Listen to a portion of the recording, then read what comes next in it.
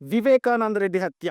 2 రాష్ట్రాల్లో కూడా సంచలనం. ఈ వివేక హత్య కేసులో దర్యాప్తు చేస్తున్న సీబీఐ బృందాన్ని బెదిరించడానికి, వారిపై ఒత్తిడి తీసుకురావడానికి గత ప్రభుత్వ పెద్దలు చేసిన నిర్వాకాలు వరుసగా వెలుగులోకి వస్తున్నాయి. అప్పట్లో ఏకంగా సీబీఐ ఎస్పీ రామ్ సింగ్ పైనే కేసు పెట్టారు. వివేక పిఏ కృష్ణారెడ్డి తప్పుడు ఫిర్యాదు మేరకు ఈ కేసును నమోదు చేసినట్లుగా గుర్తించారు.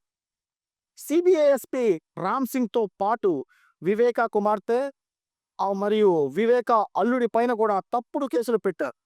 ఇప్పుడు కోర్టు ఆదేశాల మేరకు పోలీసులు విచారణ జరిపి నివేదికను రెడీ చేశారు. అండ్ దానిని తీసుకెళ్లి పులివెందుల కోర్టులో సమర్పించారు కూడా. వివేక హత్యను తేల్చకుండా సిబిఐపై గత ప్రభుత్వం ఎన్ని నిర్బంధాలకు పాల్పడిందో లెక్కే లేదు. అవినాష్‌ని అరెస్ట్ చేయడానికి సిబిఐ వస్తే కర్నూలులో అడ్డం పడిపోయి పోలీసు వ్యవస్థను దుర్వినియోగం చేసి సిపిఐకి సహకరించేందుకు కూడా ఆ రోజు వైసీపీ శ్రేణులు నిరాకరించారు. వారం రోజుల పాటు ఆసుపత్రిలో డ్రామాలాడిన తరువాత హైకోర్టు నుంచి రిలీఫ్ తెచ్చుకొని జైలుకు వెళ్లకుండా బెయిల్ వచ్చేలా ఉత్తర్వులు తెచ్చుకున్నాం.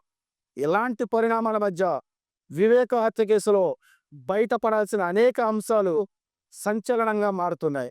నిజంగా వివేక హత్య కేసు ఒక కొలిక్కి వస్తుందా అనేది చూడాలి.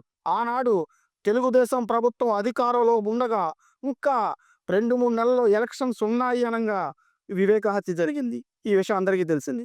ఆ వివేక హత్యని టార్గెట్ చేసి ఎలక్షన్కి వెళ్ళిన వైసీపీ ఆనాడు సిబిఐ విచారణ చేయాలని, ఆంధ్రప్రదేశ్ పోలీసుల మీద నమ్మకం లేదని ఎన్నో మాటలు మాట్లాడిన పులివెందుల ఎమ్మెల్యే జగన్ గారు ఈరోజు మొన్నటి వరకు 5 సంవత్సరాలు అధికారంలోకి వచ్చిన తర్వాత సిబిఐ ఎంక్వైరీ అవసరమే లేదని ఆయనే పిటిషన్ వేయటం నిజంగా ఆశ్చర్యానికి కూడా గురిచేసింది.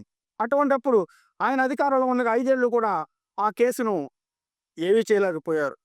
ఇప్పుడు అదే కేసును తెలుగుదేశం ప్రభుత్వం, కూటమి ప్రభుత్వం అధికారంలోకి వచ్చాక ఛేదించేలాగా ఒక్కొక్క విషయాన్ని కూడా ఛేదించుకుంటూ వెళుతున్నారు.